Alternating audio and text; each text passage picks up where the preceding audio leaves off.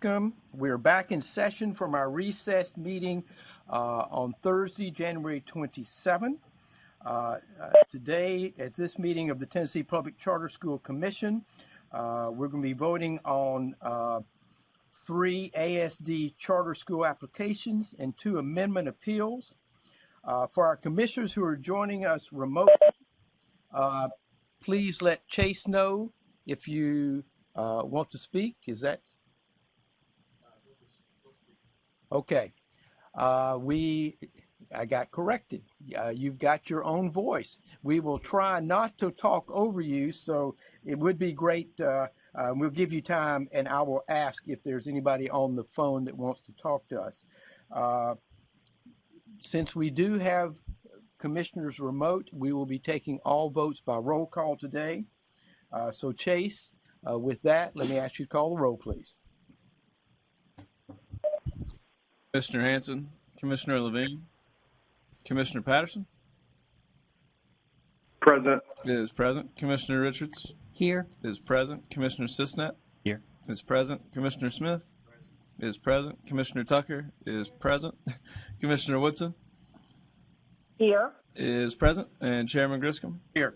Is present. Mr. Chairman, you have a quorum. Thank you. This is Tom Griscom. In accordance with our Commission Policy 1.200, we've reserved time for up to 30 minutes for public comment. Chase, can you please introduce any individuals who've registered for public comment, please? Christine Buggs.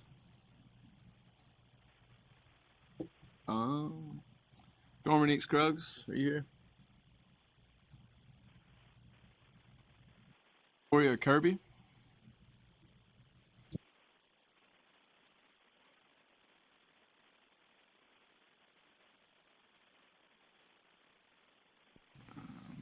Nicole Albertson.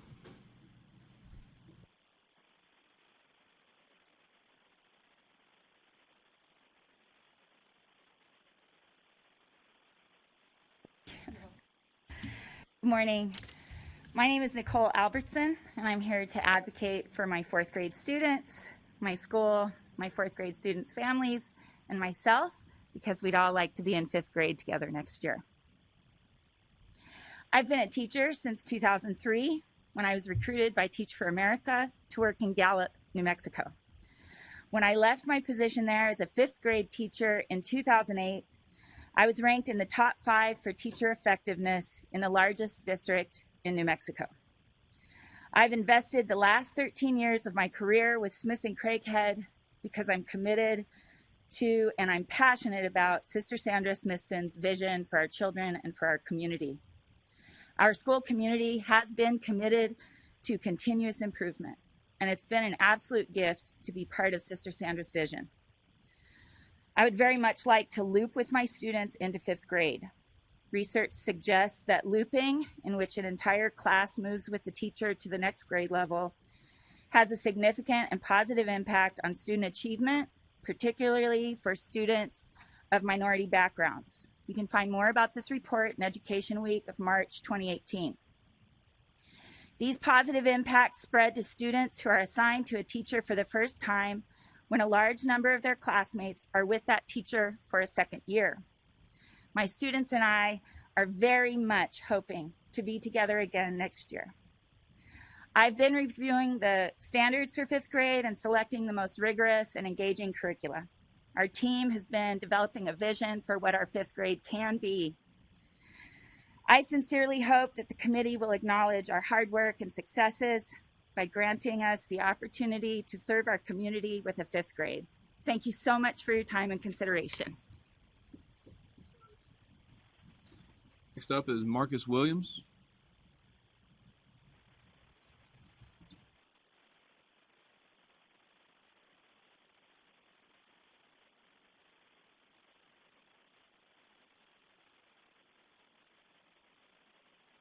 Hello, my name is Marcus Williams. My son Dash is a 1st grader currently at Purpose Preparatory Academy. As a former MNPS educator myself, currently a community site manager with MNPS, I see firsthand the challenges our kids face every single day throughout the school systems. Under the Purpose Prep umbrella, my child has thrived. He has thrived academically, socially, and in every sense of the word, he has become a better child. I'm gratefully appreciative of Purpose Prep Academy because of what they've done to my child and many more. We advocate as a father for my child to have greater opportunity every single day. By expanding them to 5th grade, you are giving my child the opportunity to have an opportunity to have greater outcomes. That is all we want as parents, to afford our kids the possibility to have every resource in the toolbook to have a better life than we had. Purpose Prep gives my child that opportunity. So we ask and we encourage you all to vote yes on this amendment so that my child has the opportunity to have a better outcome for his future. Thank you. Dominique Townsend.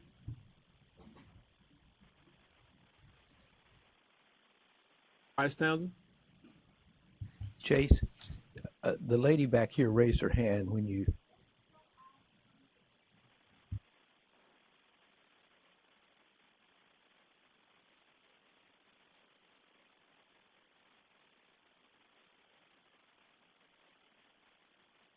Sally Norton, are you in here?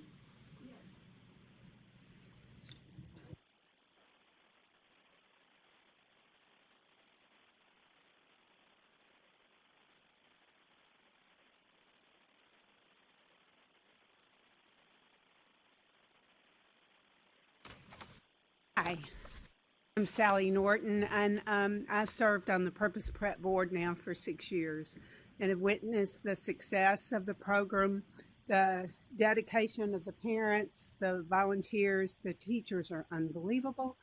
And I truly do not understand why the funds were denied for adding a 6th grade. But I'm thrilled that the decision has perhaps been overturned and would really appreciate your support in providing funding for Purpose Prep. I'm out of breath from walking. But are there any questions? I mean, I've witnessed the success of Purpose Prep, and I don't understand why you would deny children's opportunities to succeed in the North Nashville area. Lagra Newman has done such a beautiful job. She's offered her method of teaching to other schools in North Nashville. Not many have taken advantage of the opportunity to learn from her. She went to Vanderbilt. She did a internship in the North Nashville area, and she made it her mission to provide a great school in North Nashville, which you have now. And so we are thrilled to have the option to add a 6th grade to, a 5th grade. Am I saying 5th grade? 5th grade. To Purpose Prep, and to give many more children the opportunity for success. Questions?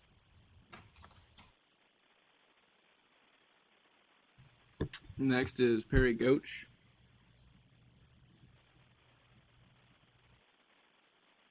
William Townsend.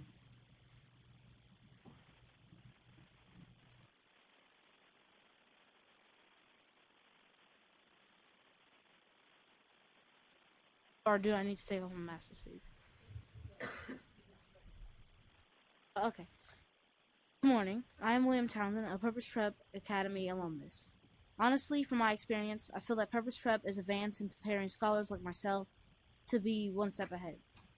I say this because the things I am learning today, even as a 6th grader, are the things that I've originally learned while I was a student at Purpose Prep. I have also been consistent in performing at the top 10 through 20% across the state in math and reading MAP scores. When I grow up, I plan to serve as a judge as well as a musical artist. Purpose Prep helps prepare scholars to achieve their goals with all the cool incentives they add to help kids have a fun time at school. I'm here today to support the 5th grade expansion of Purpose Prep Academy and publicly thank them for their impact in my life. Thank you.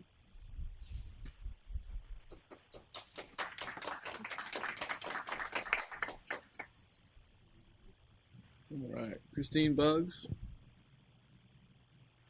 Dominique Scruggs.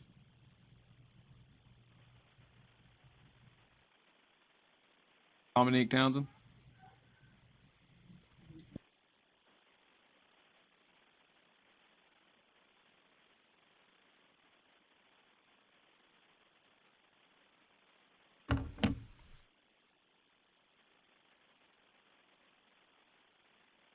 Good morning.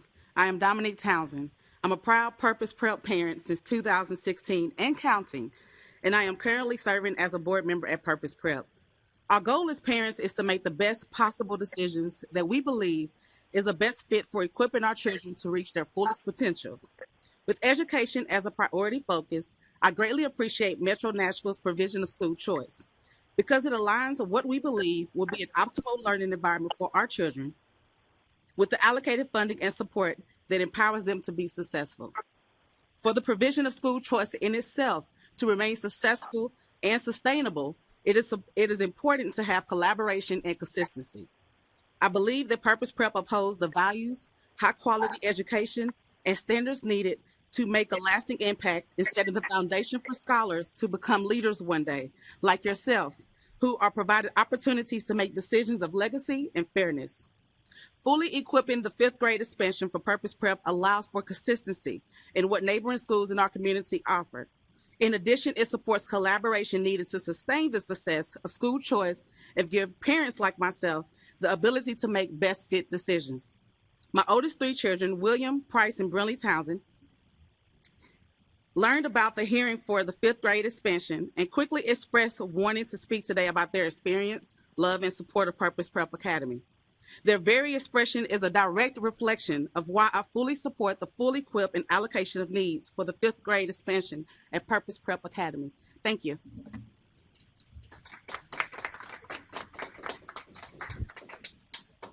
Price Townsend.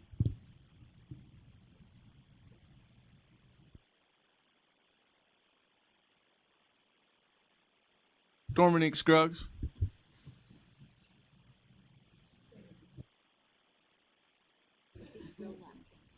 Okay. Good morning. I am Price Townsend, a fourth grade Purpose Prep Academy scholar. What I like about my amazing school is that they teach us with excitement and make what we learn understandable. My favorite part about the teachers and most of the staff is the way they emphasize our core values: purpose, respect, integrity, self-determination, and excellence, because I believe those core values help us to know the key things needed to succeed in school and life. I want to be a paleontologist when I grow up to explore the evolution of fossilized animals and plants. I am here with my school, my brother, sister, mom, and dad to support the fifth grade expansion of Purpose Prep Academy. Thank you.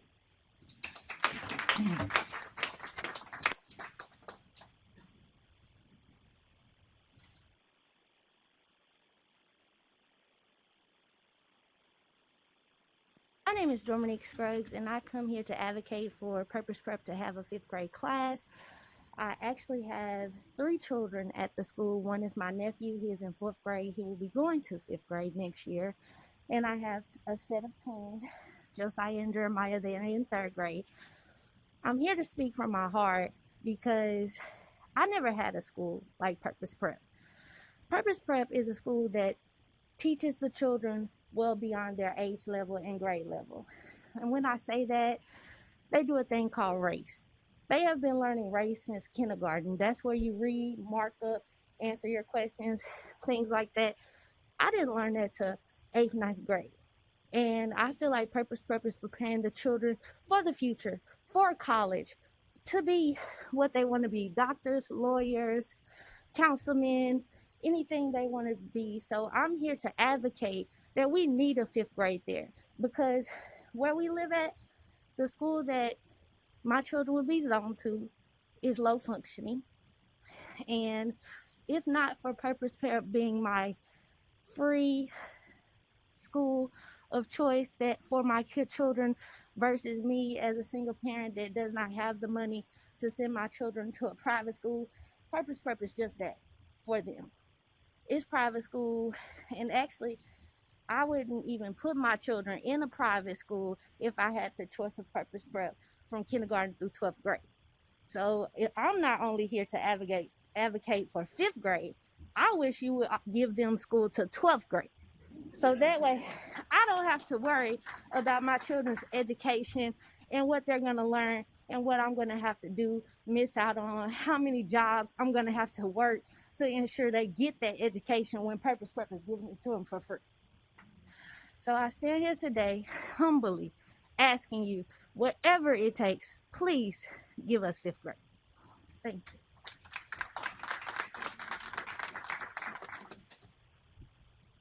Brindley Townsend.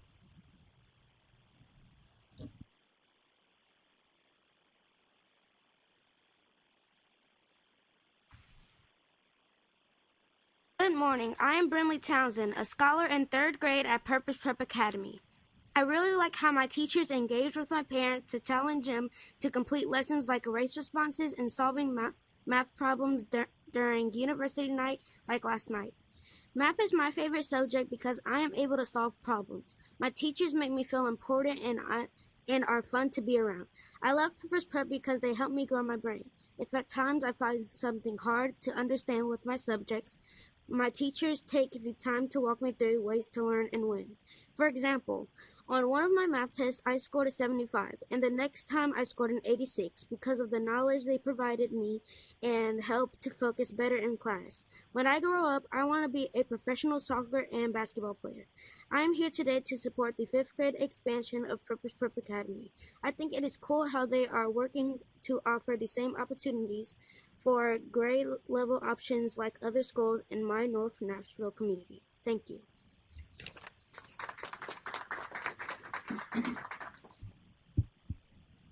Perry Goach.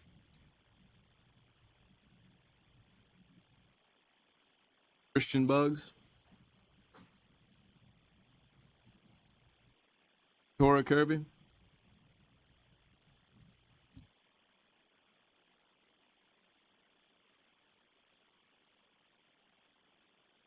Good morning, everyone. First, excuse my nervousness because I'm not very good at public speaking. So I'm going to make this short and sweet. My name is Tori. Well, I go by Tori, and I'm Jabez Anderson's mom. He's sitting right there. He's in the 1st grade. The reason why I support this expansion, just like the other parent, I'd rather for it to be expanded to 12th grade because of the high expectations that they put on the kids. I am a product of public school in Davidson County, and let's just say the ones who strive to do better is the ones who made it out. And with this school, they not only put the expectation on the kids, they put the participation and expectation on the parents as well, which is really appreciated because I'm very involved with his growth. My son has been there since kindergarten, and he came in with the speech delay, and he's definitely thrived through that challenge, and he's a whole lot better now. And I give some of that prop to the school as well, because they allow him to still thrive to do better. So, with that being said, they have my support, and I really do think that we need to be expanded beyond 5th grade as well. Thank you.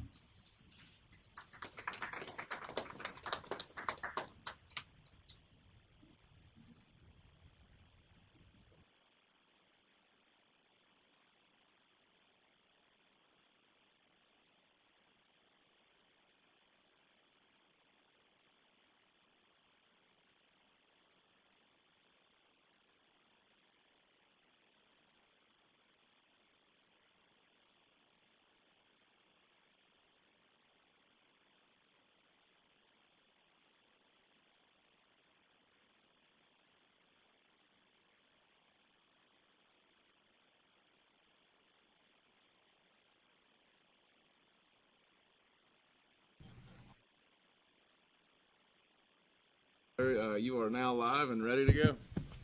Okay. Thank you, sir.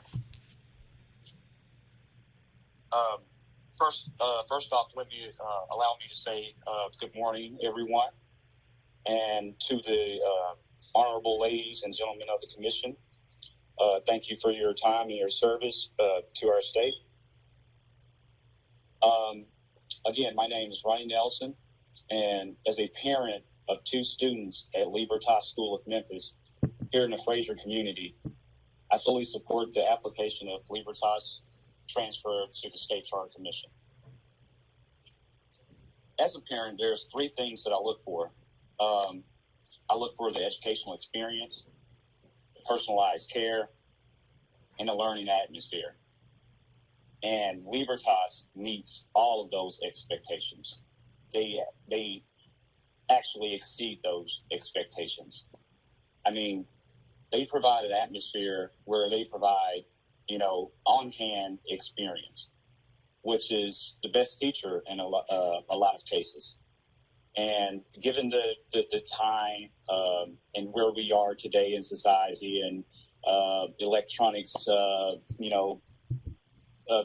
everywhere at a kid's disposal, they find a creative way to get the kids engaged and hidden the books, if you will.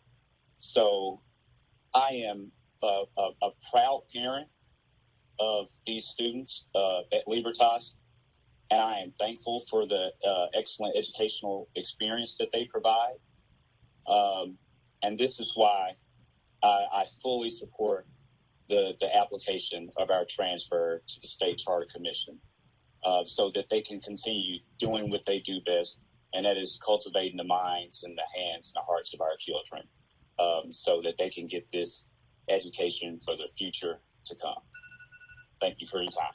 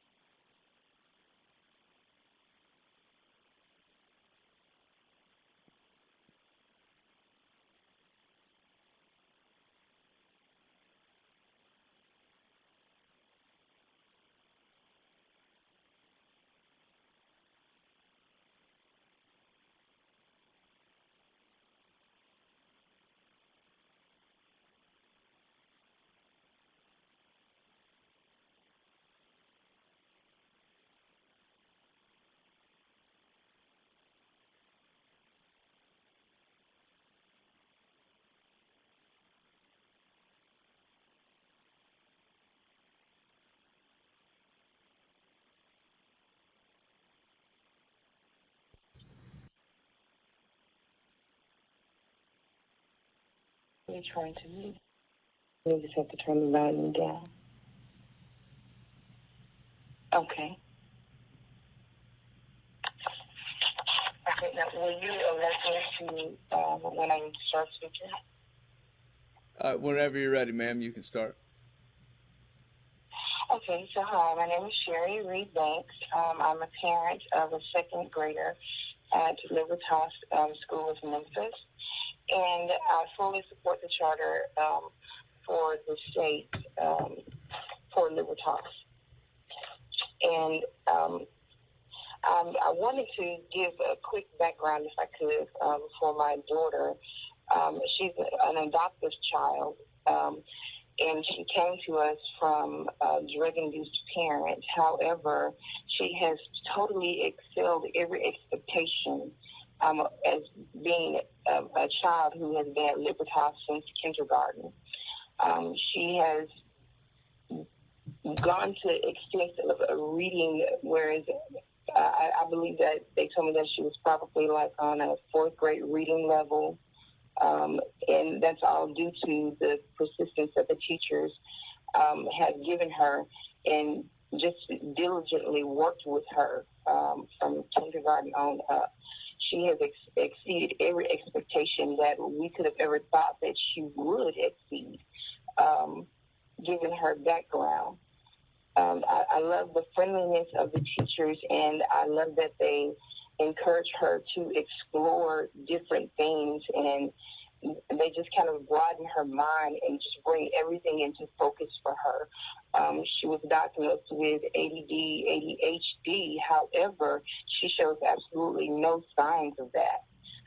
She's extremely focused, and honestly, I give all of the credit to the staff at Libertas because, like I said, they diligently work with her.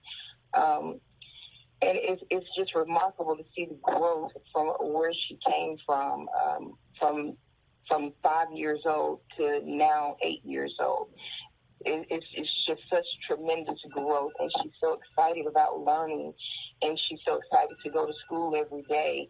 And I love Libertas. I love the personal attention that they give to each parent. When you go to the school, they know your name. They know you personally. They call and check on you. They're involved. not just as a school, but even on a personal level. They're involved and they want to know what's going on with the families and what's going on with their students. And I think that is something that you don't really find now in many of the schools, especially in the All right, ma'am. area. I'm sorry. That 2 minutes has passed. I hate to interrupt you, but thank you very much. All right, thank you. Mm-hmm.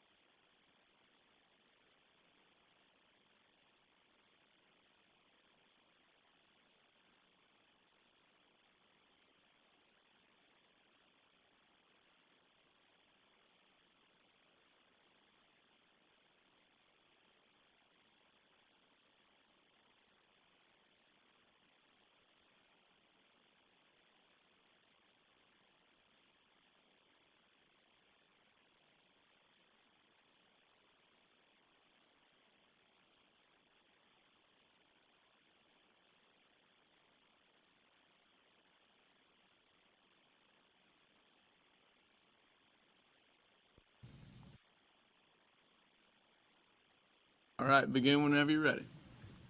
All right. Good morning, Commission. My name is Demetria Barbers, and I advocate the Tennessee Charter for Libertas School. I am the grandparent of King Johnson. My grandson is autistic, and I always wanted him to have the type of education that he would need to for all the things that he has going on in his learning process. Libertas School has been very, very helpful with his progress. He has learning disability, he has speech delay. He also has a problem with understanding what he's learning. But at his school, they also have allowed all of his therapists to come in to see him Monday through Friday at Libertas, and his growth has been wonderful. And I would appreciate if we could have the Charter Commission at Libertas so that our kids can continue to get what they need, especially those of us that have kids with special needs. The staff is great. And I have no problem with dropping them off. I don't have to wonder what's going on. They call, they text, and I volunteer at school also. So please, add us. We need this for our community.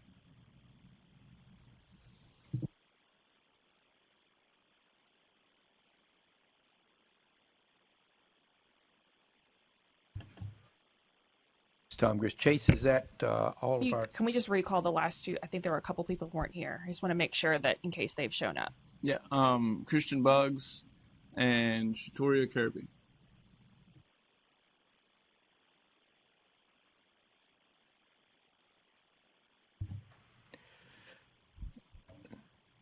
Let me thank everybody who came today for the public comment section, and particularly it's great to see the children who are here, because that's what we're all about, is providing good school choice, public school choice in Tennessee. So thank you all.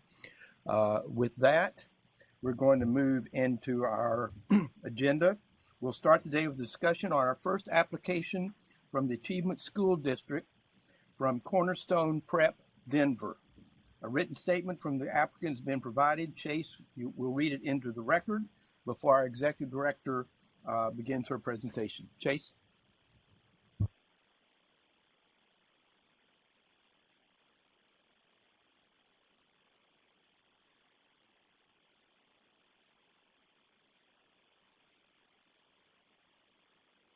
Sorry, my sticky notes were off. I apologize. This is from Cornerstone Prep. Thank you so much for reviewing our application to become part of the Tennessee Public Charter School Commission portfolio. We appreciate your time and thought regarding our request to join your group. As you know, Cornerstone Prep Denver campus has been serving the families of Fraser for the last 7 years as a part of the Tennessee Department of Education's plan to transform the lowest performing schools in the state. Since joining the ASD to do this important work, CPD has enjoyed parent support and academic success while fulfilling the school's mission to provide a college preparatory education to the families of the Fraser community. The data from the last several years provides strong evidence that CPD has made significant progress towards its mission. For example, kindergarten through 5th grade scholars have grown consistently more than 1.3 years in math, reading and language, and science on the MAP assessment designed by NWEA. TN Ready growth and achievement relative to other schools in the Achievement School District and compared to Denver's results prior to the transformation by CEG also indicate growth towards its mission. For example, math scores have moved from 10% mastery in 17-18 to a district score record 27% on track in mastery for the last full year prior to the pandemic. ELA and science scores also improved during that time. TVOS results have been outstanding with composite scores of 5 during the 2 years preceding the pandemic. Overall, the school moved from the 2nd percentile of all schools in Tennessee to the 16th percentile during that time. We celebrate the success of our students with families and the Fraser community. Parent survey results have also been strong and indicate the school has made significant progress towards this mission from a parent's perspective.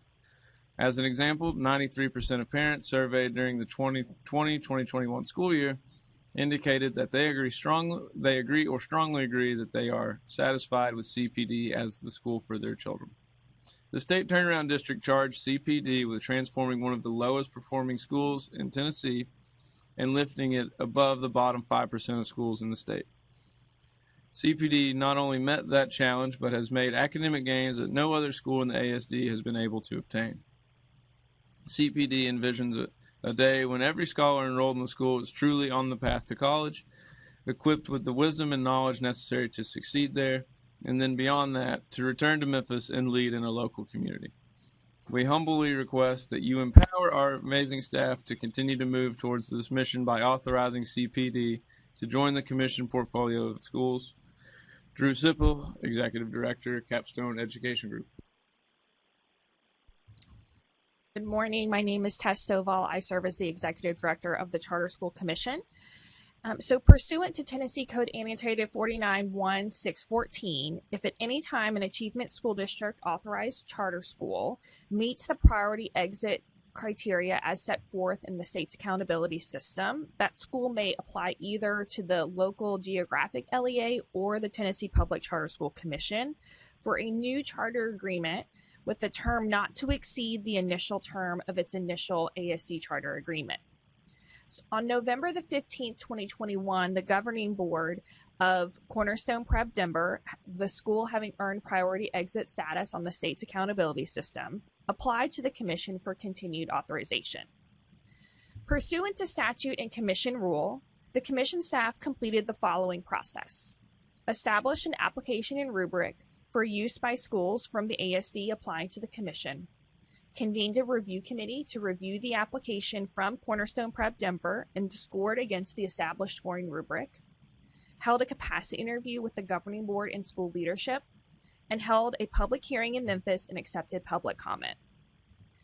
It is the charge of the commission in this type of application to determine if the charter school from the ASD may complete its initial in the term of its initial agreement under the commission, or if denied by the commission, will remain within the Achievement School District. If authorized by the commission, the term of this charter school would be for the time remaining on the original 10-year agreement. In the case of Cornerstone Prep Denver, that is until school year 24-25. Then the school would need to apply for renewal under the commission for continued authorization and operation. So throughout the review of the entirety of the record, it is my recommendation that the commission approve the application of Cornerstone Prep Denver to continue its authorization for the remainder of its term. Specifically, the school's academic, operational, and financial plans met the standard outlined in the commission's rubric, and the school's performance merits continued authorization. Specifically, the academic plan presented by the applicant includes a clear mission and vision, and the blueprint by Capstone Education Group clearly drives high-quality education. Cornerstone Prep Denver is an institution that is driven by data, and the results of assessments drive all areas of their operations. Furthermore, the operations plan met the standard as the school has demonstrated strong teacher and leader retention and a strong community support within the Fraser neighborhood. Cornerstone Prep Denver intends to stay within its current facility upon the expiration of its charter agreement and plans to work with Shelby County to acquire the building. Similarly, the financial plan met the standard as the charter management organization Capstone Education Group presented adequate budgets and 3-year projections and has an overall positive cash flow. Their net position is strong, and their budgeting process is conservative to allow for contingency planning as they move from one authorizer to another. And lastly, Cornerstone Prep Denver has a track record of growing students towards proficiency both in ELA and math, scoring a TVOS of 5 in the 2 consecutive years, along with during the pandemic year, ensuring students were still on track for growth in math proficiency. And as stated earlier, the school has met priority exit status, which demonstrates above and beyond growth compared to other schools. Cornerstone Prep Denver, while acknowledging their success on their academic model, admits that it has gains to do in the proficiency aspects of their students, particularly when aligned to the school performance framework of the Commission. They have made adjustments to their student data in their blueprint to continue the work towards meeting the new performance standards under the Commission. Ultimately, Cornerstone Prep Denver has demonstrated clear, strong, and sustained academic growth while operating in a turnaround setting of the Achievement School District. And while the school acknowledges that they still have work to do to meet the state's accountability expectations as well as the Commission's performance standards, I have determined that the school has met academic and operational achievement to earn exit from the Achievement School District and to continue the remainder of its charter agreement under the Commission. As I noted in my report to the Commission has established high expectations for its schools. And it holds schools to those expectations, and those expectations will not change for a school that's entering the Commission's portfolio from the Achievement School District. The Commission will need to monitor, provide regular oversight, support, and feedback to any school to be successful. And this will be even more important for a school that's exiting the Achievement School District and moving from a turnaround school district. Nevertheless, I have determined based on the performance record of the school and the application materials that it is in the best interest to allow Cornerstone Prep Denver to continue its authorization under the Commission. And I will now turn this discussion over back to Chair Griscom to facilitate the conversation. This is Tom Griscom. Thank you, Tess, for that. I've got 2 things I'd like to ask real quick. The first one I'm going to ask you for all 3 that are coming out of Shelby County, and that is, do you feel comfortable when we talk about facilities that there is a relationship between these schools and the Shelby County school system in working with them and trying to help them with that facility issue so there's not necessarily a new financial burden that they may be facing? Thank you for that question, Tess Stovall. So what I'd actually like to do for the information for all 3 schools is first to have our General Counsel, Ashley Thomas, read what is in statute around the facilities for schools exiting the Achievement School District, because this was something that the General Assembly discussed at length when this bill was passed in 2021. And then I think the other thing I would like to do is recognize Maggie Lund to talk about some of the facility conversations that we had with applicants through this process so that you know that this is something that we address. So Ashley, will you go first? Thank you, Tess. This is Ashley Thomas, General Counsel for the Commission. I'll just read the language of the statute related to facilities. As Tess mentioned at the beginning of her presentation, that's found in TCA 49-1-614. The language itself actually reads, if the Commission grants the ASD charter school a new charter agreement, then the Commission may agree to the assignment of all rights and obligations of the ASD, including but not limited to the rights and obligations provided in subsection F related to the use of school buildings and facilities for the duration of the charter agreement. And the charter school has the right to continue to use the LEA's school building for the duration of the charter agreement. And then, of course, if they are renewed by the Commission, there is additional language that speaks to how the facilities would work under a new charter agreement with the Commission. And that reads, if the charter agreement is renewed by the Commission, then the LEA shall grant the charter school operator the option to enter into a lease agreement at or below fair market rental value, to occupy the building for at least 3 years, or to purchase the building at or below fair market value, less the value of capital repairs or improvements made to the school building by the charter school operator. After the lease expires, if the LEA determines to sell the school building the charter school operator is leasing, the charter school operator must be provided the right of first refusal to purchase the school building at or below fair market value, less the value of all rental payments made to the LEA during the term of the lease. Thank you, Maggie Lund, Deputy Director of Authorizing. Also through the application process, part of our rubric in which we were evaluating these schools, facilities was definitely a portion of that. And when we discussed facilities specifically surrounding operations, one of the things that came up across all three schools was the intent to continue conversations with Shelby County schools to ensure that they can stay in their facility when the charter agreement is up.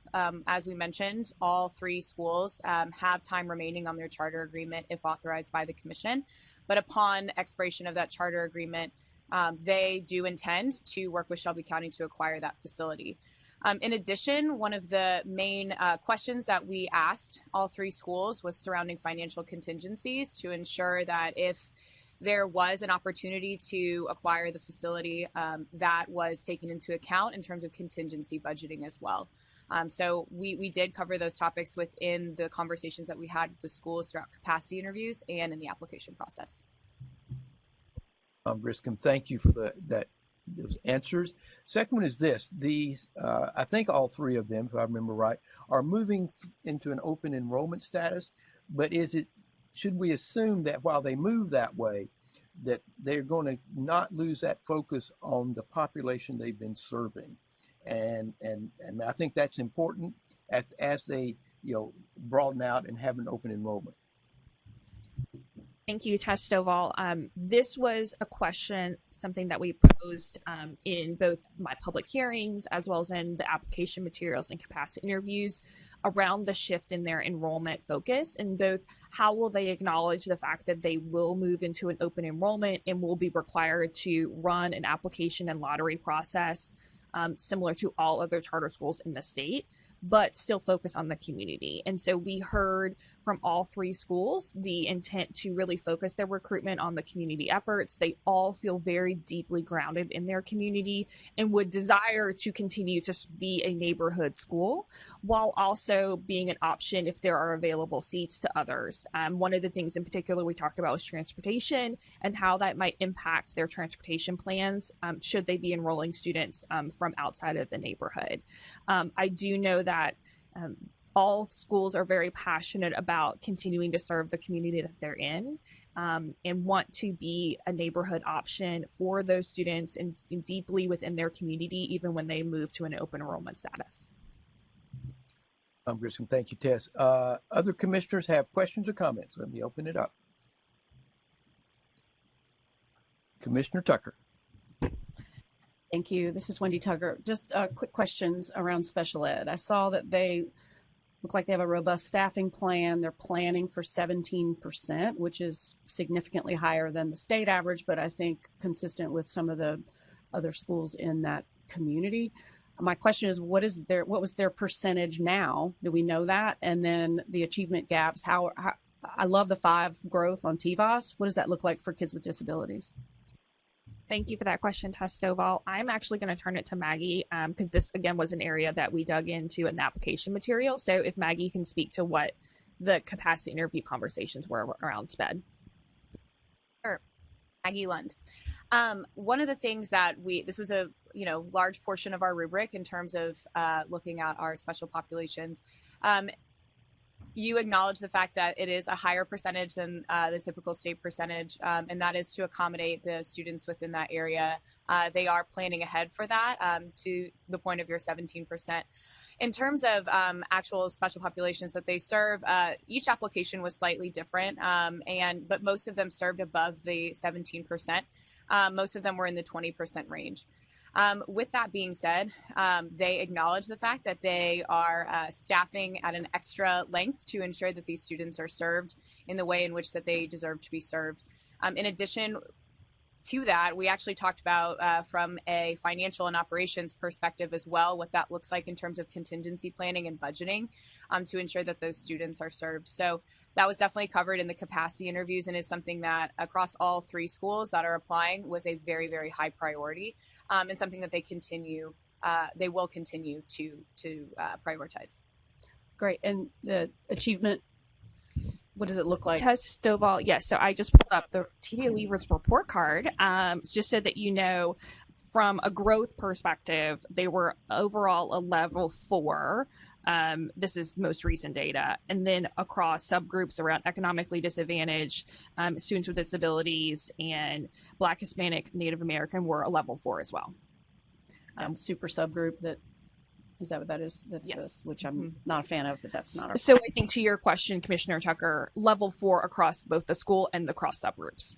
Great, and thank you. I would just add one point to that too. Something that came up in the capacity interviews, particularly surrounding growth of subgroups, was especially I can speak to for Libertas, they were able to grow in some cases their subpopulations at higher rates than their typical students. So while across all three schools, they were growing. Particularly with Libertas, they were able to speak specifically to subgroup growth being higher than typical at times. Wendy Tucker, just to respond to that, I'm happy to hear you say that here out loud. I know we're not on Libertas yet, but I'm familiar with the great work that they're doing for kids with disabilities, and the growth that they are showing is impressive. Commissioner Richards. Thank you, Chairman. I have a comment that applies to all 3 of these applications, and then a question with respect to this one application. This is the first time that we, as a commission, have looked at the applications from schools that have been participating in the ASD. And I, for one, was grateful for the process that was outlined by the legislature and the detailed and careful work that was done by our commission staff in going through the various aspects of these applications. I think the first time you do something with uncharted waters, it's difficult and it's easy to get off track. And I, for one, felt very comfortable with the write-ups on all 3 schools. And I just want to say thank you to all the members of the staff who are here. I do have a question, and that is with respect to the ability, and I'm going to ask it for each school, of the school to move forward with adequate licensed staff and even adequate staff given the challenges of the pandemic. This isn't a problem unique to these schools by any stretch of the imagination, but in exercising our responsibility, it's critical that we make sure that these operators are able to maintain appropriate staff to continue to deliver the services for these schools. Can you give me some insight as to the work you did on that and how you feel about that going forward? Sure, Tess Stovall.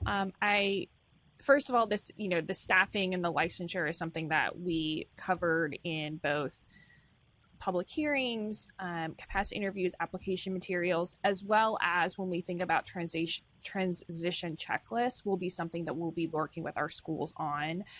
So we feel good, I think particularly about Cornerstone Prep Denver, about their staffing. They've had a high level of teacher retention, and particularly I think this came out in both the public hearing and the capacity interview, that both their school leadership and their teacher retention has really been solid over the last several years, which is incredibly impressive given a turnaround setting. But I think we also recognize that in a school setting, you're always going to have teacher turnover. I think particularly what we heard from this operator is that, when you're recruiting from organizations like Teach for America, Memphis Teacher Residency, et cetera, there is oftentimes a duration of time a teacher is going to stay in the school before they move on and out of that program. And so that's something they've been really intentional about, knowing that when you recruit from some of these places, you will have a teacher churn, and how do they both balance that, wanting to bring talented people into the classroom, but also wanting to maintain a stability of their teacher licensure and their culture. I'll ask Maggie if there's anything else you'd like to specifically add on that point. The only thing that I would add was there is incredibly strong teacher retention at Cornerstone Prep Denver. In addition to that, their leadership staff has had no turnover over the last 5 years. Their very committed to the students there, and that was something that they really highlighted in their application. Thank you. Commissioner Sisson. Thank you, Mr. Chair. I just want to briefly say that I had the pleasure of attending all the public hearings in Memphis, and I was incredibly impressed by the level of community engagement and support that I saw, not just from staff and faculty, but from parents, community members. I know Mr. Chair spoke about community engagement and what that might look like going forward. And I think it was just a great example to see that in person. I mean, speaking of Libertas specifically, and Cornerstone certainly had a great level of engagement, but I mean, Libertas seemed, I'm not sure if it was more of a pep rally than a public hearing, just the amount of folks that were there, the amount of parents that spoke out. It was just really, really inspiring. And as we consider bringing those schools into the commission, I think those are just great examples of community engagement. Thank you. Does any other commissioner have a comment? Commissioner Smith. Just a couple. First, as we've been sitting here talking, I just looked out, and these poor kids are like, what are all these adults talking about? Let me boil it down real simple for you. Because of your hard work, you're leaving the ASD.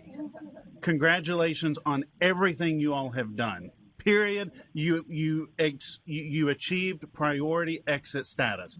We are celebrating you. It may not seem like it with all of this, but we are celebrating the hard work that every one of you and your classmates have done over the last few years to get where you're going. The future is bright, and you have an incredible opportunity to set a brand new trajectory that you can't even begin to imagine right now. That's what we're talking about. So thank you to the kids out there. Mr. Smith, thank you. Let me make one for our record. Mr. Chair, I'd like to make a comment. Just 1 second, Mr. Patterson. We know that young people who are here are looking for us when we're going to be voting on an appeal that was handled by the Metro Nashville Public School System. But what we do there, also to what Commissioner Smith said, will really celebrate and recognize what we feel public charter schools in this state do. So just to add that, so you all know that, and so just wanted to put that in on the record so you all know we're aware of why you're here. We appreciate you being here, and we know that your action is going to come after we deal with these 3 schools that are in the ASD right now. And then the last thing that I wanted to mention, because it was in Tess's report, and I think it's extremely important, especially considering some of the what we've dealt with in the last couple of applications with adversarial school boards, and the statement from Shelby County Schools about their commitment to being a partner with charter schools, no matter who authorizes them. I want to make sure that we especially applaud Shelby County for that statement, that they are a partner and not an adversary to what is happening in their community. So I just wanted, that was in Director Stovall's report, and I just wanted to make sure we said it on the record, just how much I appreciate their approach to being a partner to ensure student success. Thank you, Commissioner Smith. Commissioner Patterson. Yes. Hey, good morning to everyone. I'll be relatively brief because I do want to echo some sentiment. But first, I just want to note that I also attended all of those public forums. And as Commissioner Sisnet noted, I thought that the public engagement and the strength of the voice really resonated.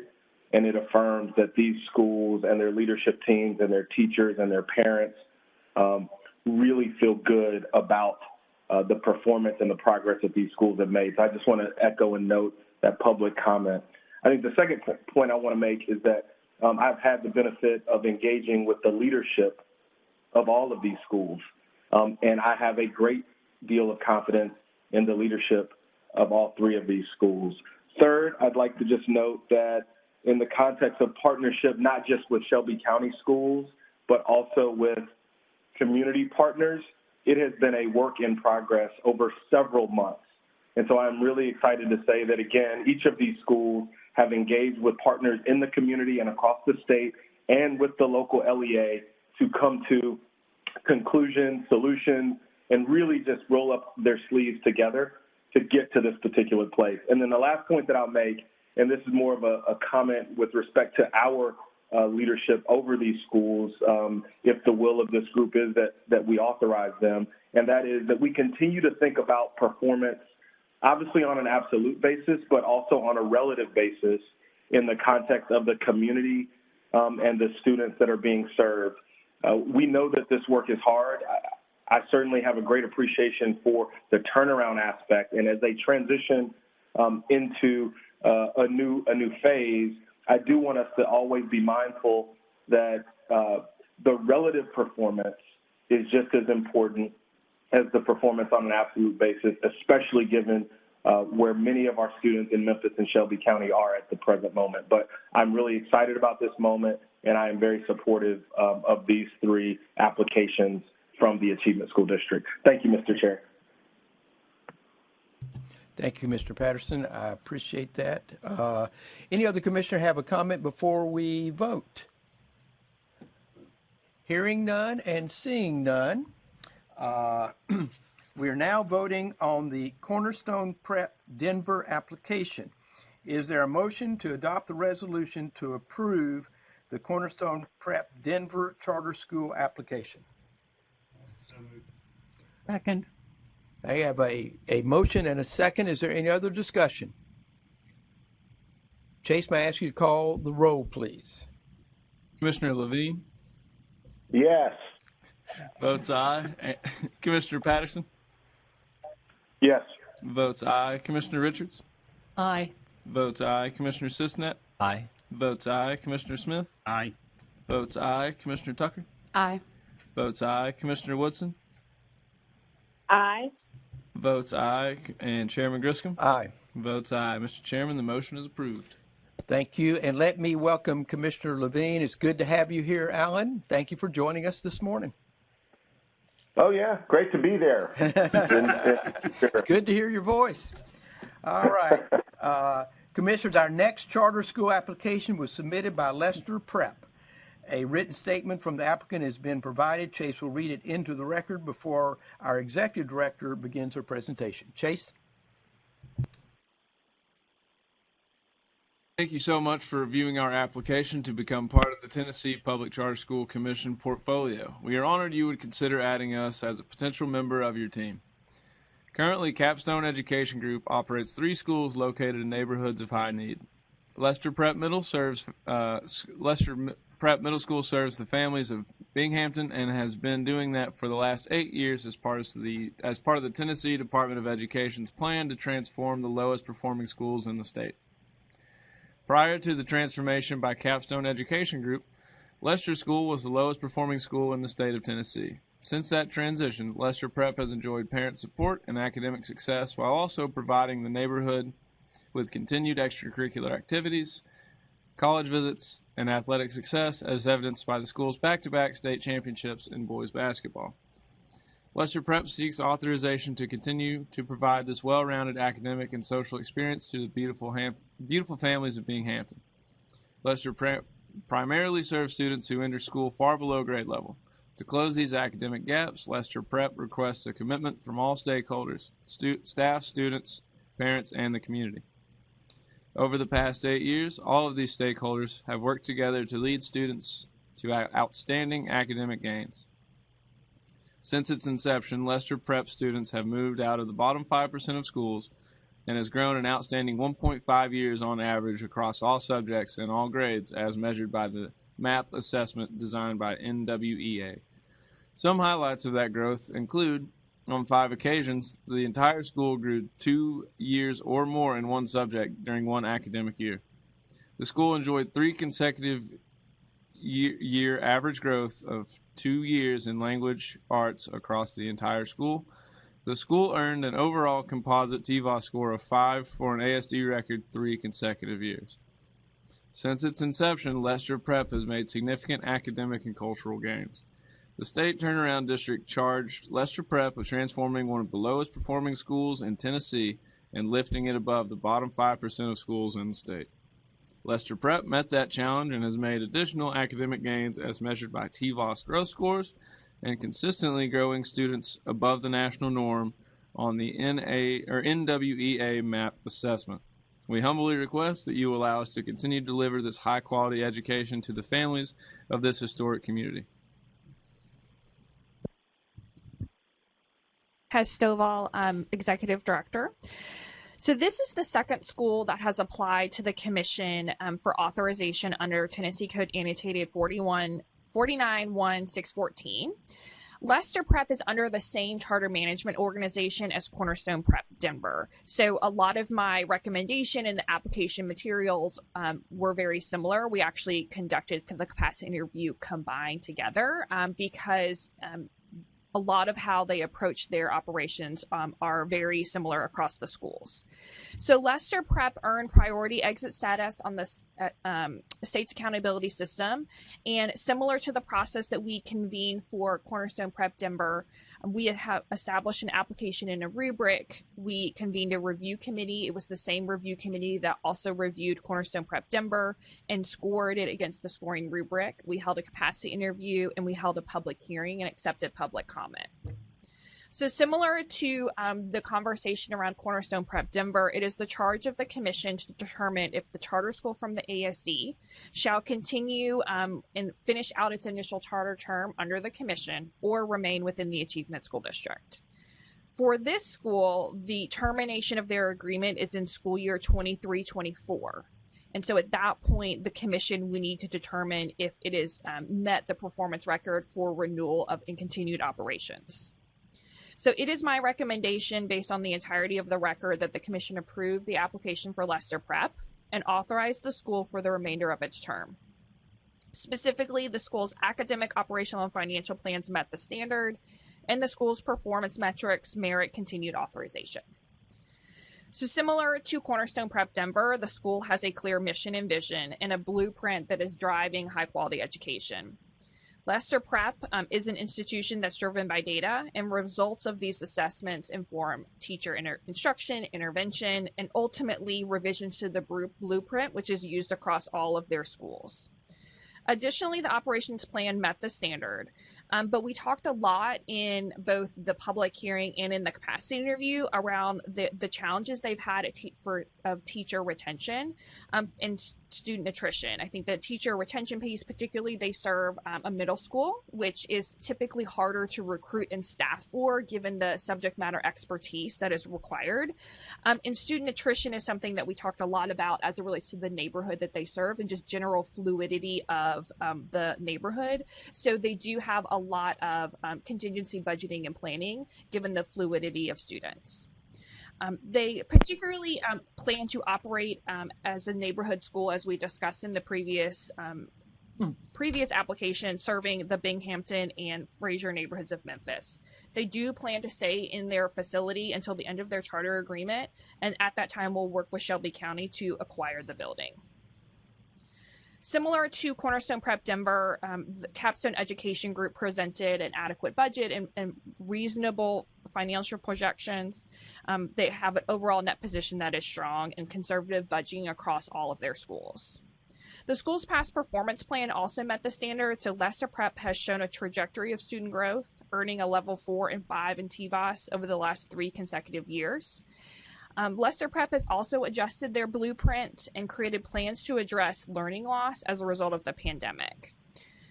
Additionally, they have adjusted their plans and their data tracking to meet the commission's performance framework. I in particular appreciated the sharing that through this year, they've really been tracking their data against the performance framework of the commission such that they know the gaps and the challenges ahead. Leicester Prep has demonstrated clear, strong, sustained academic growth while operating in a turnaround setting. And while they do acknowledge they still have work to do both on the state's accountability system and the commission, I've determined the school has met the academic and operational achievements to earn an exit from the Achievement School District and to continue the remainder of its charter agreement under the commission. Similar to our conversation with Cornerstone Prep Denver, the commission has established high expectations. We've communicated those expectations throughout this process. And the expectation for these schools under the commission is that we will continue to maintain those expectations. Nevertheless, I have determined that based on the performance record and the application materials, it is in the best interest of the students and the school to allow Leicester Prep to continue its authorization under the commission. And at this point, I will turn back over to Chair Griscom to facilitate the conversation. Griscom, thank you, Tess, for that, for your report and your recommendation. I have one question before I open it up, and that is, in the materials that you put together, you recognized that they know they have an issue with teacher retention, that having the same teachers in place, I think, really does impact the students' achievement. So can you share a little more insight on that? Because in there are steps that they're taking to make sure that they can sort of turn that around. Absolutely, Tess Stovall. I would like to have Maggie Lund speak to what was contained within their application and the conversation in the capacity interview with their school leadership. Maggie Lund. This was a question that was brought up in the capacity interview, very specifically surrounding staffing. As we know, not only are we facing a national teacher shortage, but also knowing that, post-pandemic, it's difficult in terms of retaining teachers. One of the things that was brought up was difficulty, which Tess mentioned, surrounding specificity with subject area in middle school and retaining teachers and recruiting teachers in that way. Some of the ways in which that they are combating that and working to recruit and retain teachers is that they are going to be attending larger job fairs. They've specified someone specifically on their team who will be more directly recruiting in terms of staffing. In addition, they are looking at different ways in which they can increase their retention, including bumps in salary, especially ensuring that their teachers are properly compensated over what may be typical for that area. So they are addressing it. It is something that they are aware of, and they are working on plans to ensure that they continue to retain their teachers. Thank you. Do other commissioners have questions or comments? Seeing none, do I have a motion to approve the adoption of resolution for Leicester Prep to approve Leicester Prep Charter Schools application? Motion to approve. Thank you, Mr. Smith. Do I have a second? Second. Thank you, Mr. Sisnett. Any other discussion? Seeing none, Chase, would you call the roll, please? Commissioner Levine. Yes. Votes aye. Commissioner Patterson. Yes. Votes aye. Commissioner Richards. Aye. Votes aye. Commissioner Sisnett. Aye. Votes aye. Commissioner Smith. Aye. Votes aye. Commissioner Tucker. Aye. Votes aye. Commissioner Woodson. Aye. Votes aye. Chairman Griscom. Aye. Votes aye. Mr. Chairman, the motion is approved. Thank you. Commissioners, our last charter school application from the ASD that we'll vote on today is from Libertas School of Memphis. We have a representative from the school here today, and so Chase, will you ask Mr. Bob Nardo to come to the podium where he's going to speak to us for 2 minutes.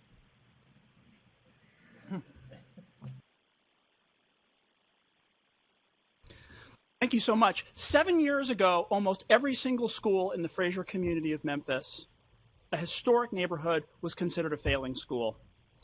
The Achievement School District gave us the chance to close what is really an opportunity gap by letting us be the first Montessori charter school in the state. And now we see what children in a priority neighborhood can do.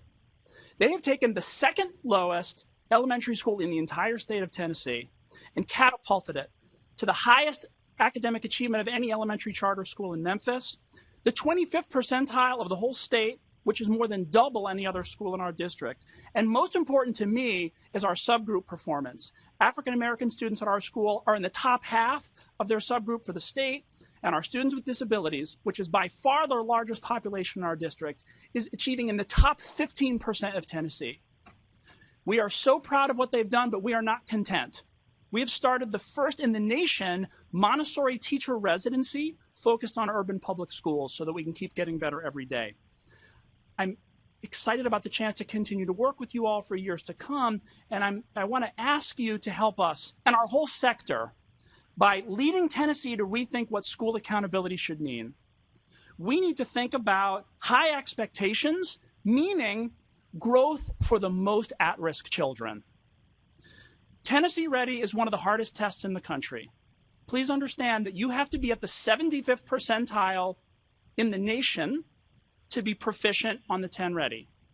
Now, I think that's great, actually. I think it's good that we have a high standard, but our kids are worth it. But please understand that it creates a very perverse incentive if that is the only way we define school success. Because it is a Herculean effort to take a low-income child who is at the first percentile and spend a year bringing them to the 74th percentile of the nation.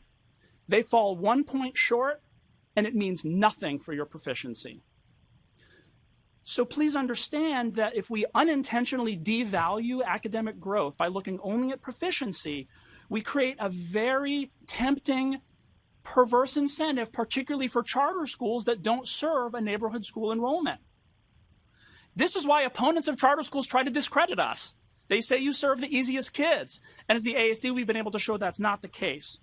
And so you, as the commission, can help transform this narrative. You can make sure that we give the best for all by comparing us not to a state average or to a completely different group of kids, but kids like ours. Better yet, since it is so difficult to compare proficiency scores year to year in a high mobility community, it really is an apples to apples comparison, honestly, you can give more weight to TVOS or other growth measures that look at the growth of the individual child. If you hold us accountable for growth, you will make sure that charter schools in this state are here for the kids who need us most. Thank you so much. It's Tom Griscom. So, Tess, let me ask you if you would present to us the information you have on Libertas Charter School, and then after that we will take questions or comments. Thank you. Thank you, Tess Stovall. So as you all know, this is the third school that has applied for authorization under the commission under Tennessee Code Annotated 49-1-614. Libertas is a standalone independent charter operator in Memphis. Libertas has earned priority exit status, which gave it the opportunity to apply directly to the commission. We followed the same process that we did for Cornerstone Prep Denver and Leicester Prep. Required Libertas to submit an application, review that application against our scoring rubric. We held a capacity interview with the governing board and school leadership, and we held a public hearing in Memphis and accepted public comment. I do want to note that, as we discussed in earlier presentations, I do appreciate that Shelby County participated in all three public hearings. That was an option. They were not required to do so. But I do want to make sure that that is acknowledged as a part of the record, that that is something that they opted to do, and I think it was really great to see them and have them participate in that hearing. Similar to the other two applications, it is the charge of the commission to determine if the school may complete its initial charter agreement under the commission or remain within the Achievement School District. And for the case of Libertas, the school its end of its charter agreement is in the school year 24-25. And at that point, it would need to apply for renewal with the commission to remain in operation. Based on the entirety of the record, it is my recommendation that the commission approve the application and authorize the school for the remainder of its charter term. The academic plan presented includes a clear mission and vision, and it employs a Montessori program as an overarching methodology for school-wide instruction. It includes the philosophy of individualized student work plans and independent work cycles. But they have made adjustments and modifications to account for and ensure alignment to our state academic standards and to prepare students for state assessments. The operations plan met the standard. They've demonstrated strong community support within Fraser. They possess a unique teacher training program that was spoken to around certification of teachers, and they have really strong teacher retention at the school. Libertas does intend to stay within its current facility upon expiration of the charter agreement and plans to work with Shelby County to acquire that building. Similarly, the financial plans met the standard as they presented adequate budgets and 3-year projections.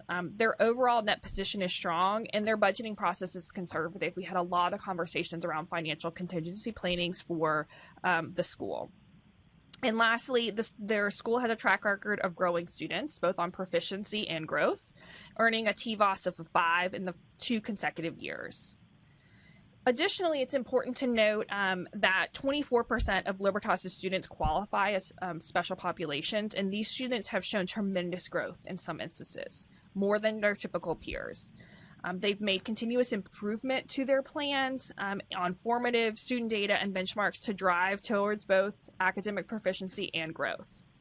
They have demonstrated clear and strong sustained academic growth while operating in the turnaround setting. And while they acknowledge that there's still work to do, I have determined that the school has met the academic and operational expectations to exit the Achievement School District. Therefore, it is my recommendation that the Commission authorize and approve the application of Libertas and authorize them to come under the Commission for the remainder of its charter term. I look forward to working with, if approved, Mr. Nardo and the other schools to, as we talked about yesterday, looking at our performance framework to make sure we are both maintaining high expectations, but we are doing so in the context of the portfolio that we serve. And I will turn this conversation back over to Chair Griscom to facilitate a conversation. Griscom, thank you, Tess, for your review and for your recommendation. Let me open it up now for commissioners for any questions or comments. Commissioner Tucker. I want to start by saying if anyone is wondering why Commissioner Cisnet described the community meeting as a pep rally, I give you Exhibit A, Bob Nardo, who is a passionate leader for that school, and so I love to hear that passion. I just want to say that I've known about Libertas. I've known Mr. Nardo for several years now, and the 24% of students with disabilities that his school serves incredibly well. I think it's also important to note that many of those students are students with very significant needs. And so the narrative around the country, and in fact, it's true in a lot of places around the country, that charter schools do not serve students with disabilities that have those significant needs. He is not only proving that's not true, but he's also educating those kids well. And so I wanted to give him a shout out for that, and his staff and his team and his families. I mean, they're all working together. The other thing that I just wanted to throw out there while we're having this conversation, I'll be voting yes for this, most definitely. I'm thrilled to work with this school. Mr. Nardo has also been a loud proponent of increased funding for the education of students with disabilities, and I hope he will continue to be loud, as I will, during this conversation that's happening in the administration. So I just want to thank him for his leadership and his team, and I'm excited to see the work that they're doing. Mr. Tucker, Commissioner Richards. I join the Commissioner Tucker with her words of praise for the school. I do note, however, that they have a higher chronic absenteeism rate than other schools, the other 2 schools we've considered, and also that we've seen with some other applicants. Now, I am painfully aware of the difficulties in the Fraser community. It is economically challenged, and there's tremendous turnover in the home lives of a lot of the students who attend these schools. I think if you probably looked at it, you would find somewhere around 1/3 of the children in this school have a change in their living arrangement every year. So they move between houses. So while this number is significant and would normally cause me to have a lot of concern with the application, I know it is a work in progress. I know it will remain a point of focus, and I appreciate the insight included in the application on this point. Thank you, Commissioner Richards. Any other commissioner have a question or comment? Hearing and seeing none. Thank you. Do I have a second? Second. Any other discussion? Chase, would you do a roll call vote, please? Commissioner Levine? Yes. Votes aye. Commissioner Patterson? Yes. Votes aye. Commissioner Richards? Aye. Votes aye. Commissioner Cisnet? Aye. Votes aye. Commissioner Smith? Aye. Votes aye. Commissioner Tucker? Aye. Votes aye. Commissioner Woodson? Aye. Votes aye. And Chairman Griscom? Aye. Votes aye. Mr. Chairman, the motion is approved. Thank you. It also is my understanding, this is Tom Griscom, that Mr. Nardo has something he would like to present that was put together by at his school. And so, Mr. Nardo, if you would like to share with us, and then Drejan will accept it. And I think you will find that in our Charter Commission offices. It will be prominently displayed. So the floor is yours. That's exactly what I was thinking. Thank you. I know what we'd like to move into a new space. And so in gratitude and as a gift of friendship as we begin this journey together, I want to present you with a beautiful piece of artwork made by 5-year-old children at Libertas. They learned geography and world maps, and they made their puzzle map, and this is a digitization of that you all can keep to think about the kids every day when you're at work. Thank you so much. Thank you, and please share back with your students, not just the 5th grade, but all of them, how we appreciate that, and it's such a good display of the work that they're doing. Thank you. So now we're going to move to our amendment appeals. And the first one is Purpose Prep. So the first appeal with Purpose Prep will be a written statement from the school and the district that's been provided, and Chase will read those into the record before our executive director begins her presentation. Chase. Yes, sir. For those on the phone, Chase is having a little liquid refreshment break. All right. Water. And this is the statement from Purpose Prep Academy. We are pleased to learn from Testo Vall, Executive Director of the Tennessee Public Charter School Commission, that based on her and the Commission's analysis of facts, findings, and supporting evidence, Metro Nashville Public Schools' decision to deny Purpose Prep's 5th grade amendment petition was contrary to the best interests of Purpose Prep students, the local education agency, and the broader North Nashville community. Hence, we are in agreement with the Executive Director's recommendation that the Commission overturn MNPS's decision to deny Purpose Prep's amendment petition to add 5th grade and increase maximum enrollment to its charter. Ruling to overturn this decision supports Purpose Prep's nearly 10-year track record of being fully enrolled as a result of consistent academic achievement, community members' unrelenting support, our talented teaching staff, and family support. The following is now possible for Purpose Prep. We will be able to maintain enrollment at the kindergarten level, the core of a strong pipeline for Purpose Prep to reach our enrollment goals and ensure sustainability and viability over time. Instructional quality will continue to advance and elevate the brilliance that our scholars possess. Being granted additional seats instead of having to reduce them in lower grades means that we can effectively replicate our successful K-4 grade model to create space for 5th grade instruction. Our 2-teacher model allows us to maintain a 1-to-15 teacher-to-scholar ratio, as well as 135 minutes of differentiated and small group instruction to occur daily, which has been critical to our success.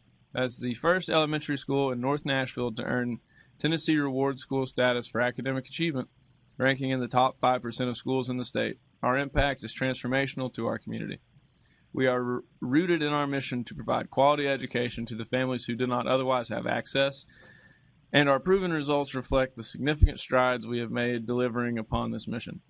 Adding 5th grade would positively impact the school experience, academic success, and middle school readiness of our current students. The demands from families in the community for additional seats is strong, and this decision supports and affirms that demand. As the highest performing elementary school in North Nashville area with literacy rates to match that are unprecedented for our community, families consistently advocate for the work at Purpose Prep to expand. Through surveys, individual discussions with families, school-wide family engagement events, email and phone communication with MNPS board members, attending MNPS board meetings, and participating in the 5th grade expansion appeal process, families have supported efforts to increase enrollment to accommodate the addition of 5th grade. Financially, our operational model can fulfill the needs of the additional 90 seats requested. Our systems in place are governed closely by our board of directors, remaining compliant and transparent so as to allow continued strength and sustainability to support the 5th grade and a total student body of 450 students. In closing, we appreciate you and the Commission's position to consider our request to ensure Nashville's children are heard, seen, represented, and served by adding 5th grade to Purpose Prep.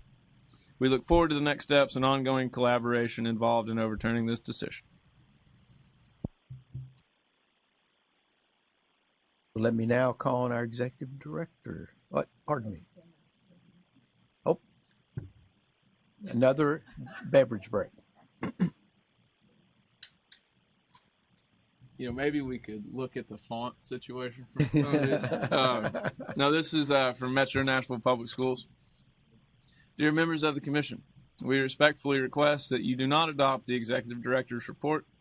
Instead, the Commission should uphold Metro Nashville Public Schools' decision to deny Purpose Prep's request for additional enrollment because it's contrary to the best interests of students, the LEA, and the community. The Executive Director's analysis unfairly characterizes Purpose Prep's requested enrollment cap increase as logical. This overlooks that the requested increase encompasses more than what is logical. Purpose Prep does not ask for an enrollment increase of 60 students to its enrollment cap, that is, a number sufficient to retain the students currently enrolled in the 4th grade. Rather, it seeks an increase of 90 students. The applying charter school drives the amendment process, and MNPS evaluates the request. Here, the request is not tied to any particular need. An open-ended request without rationale should not be approved.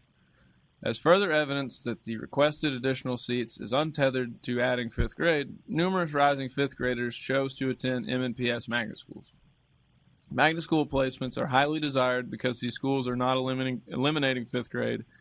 Rising 5th graders are not likely to remain at Purpose Prep.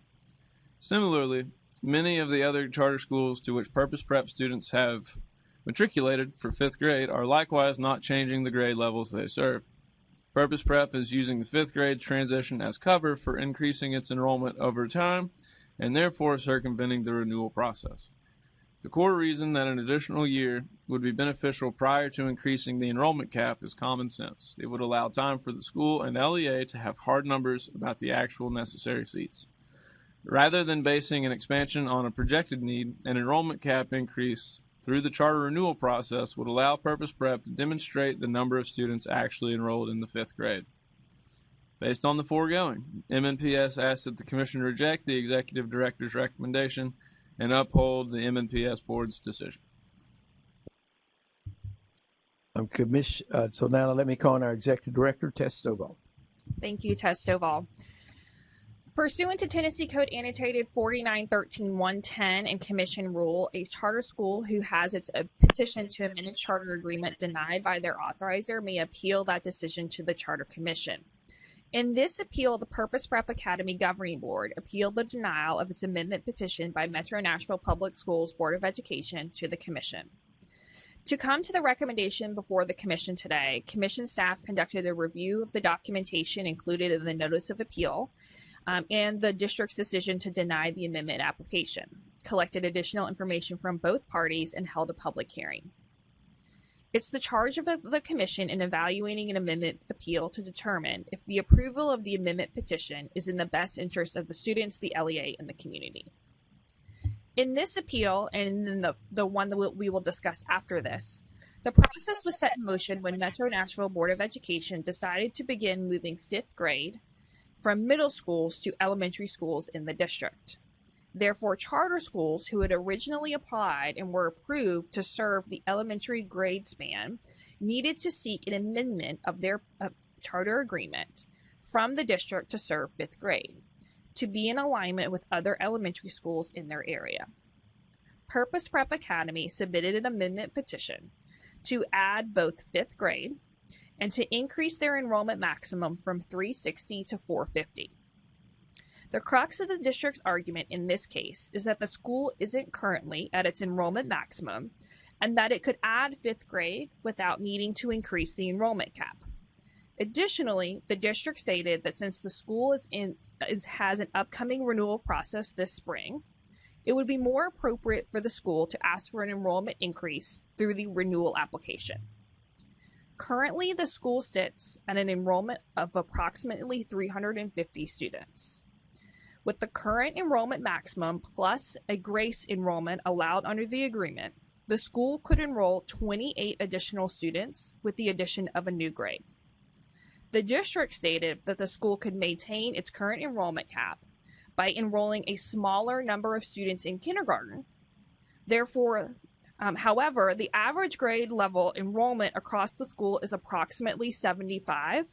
It spans between 60 and 90 students in the grades. So only enrolling 28 students in kindergarten would significantly hamper the school's long-term and operational and financial stability. Purpose Prep is clearly a quality operator. It was designated as a reward school by the state in 2016-17 and 17-18.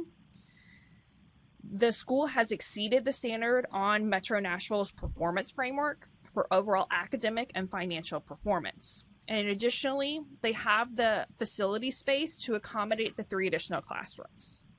Despite these conclusions, Metro Nashville Public Schools maintains that Purpose Prep does not meet the standard for the increased maximum enrollment. Additionally, as I stated, the district claims the school should wait until its renewal application to request this enrollment because it minimizes the administrative burden on the school. Because of the district's decision to adjust 5th grade to elementary schools within the district, charter schools were forced to submit an amendment petition to align with the elementary schools. The school, in its amendment petition, also requested an increase in its enrollment to accommodate those 5th grade cohort. To me, this is reasonable and logical, and one that the district should have worked with the charter school to accommodate.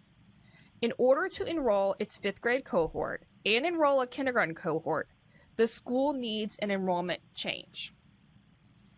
It will easily exceed the current enrollment maximum in its charter agreement beginning next school year.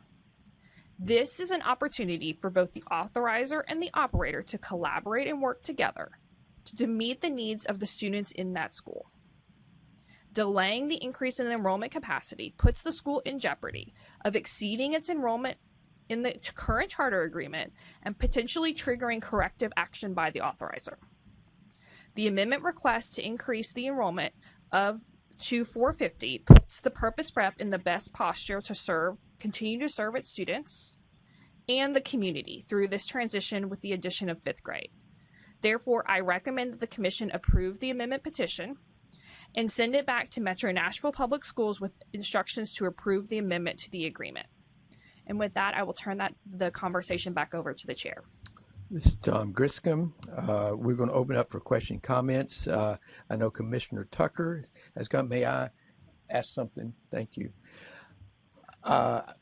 My background is in English, so I'm not necessarily that good in math, but looking at this, the math numbers don't really add up for what Metro school system says, because what we essentially are doing, it would appear that we're going to ask them to cut and slow down their growth by saying, don't enroll as many students in kindergarten. And when you see that, you have to ask yourself, so then where do they catch back up? Because if you do that, you are lowering the cohort going forward. And if you look at, because I read in your report, the average number of students, they already are at this number.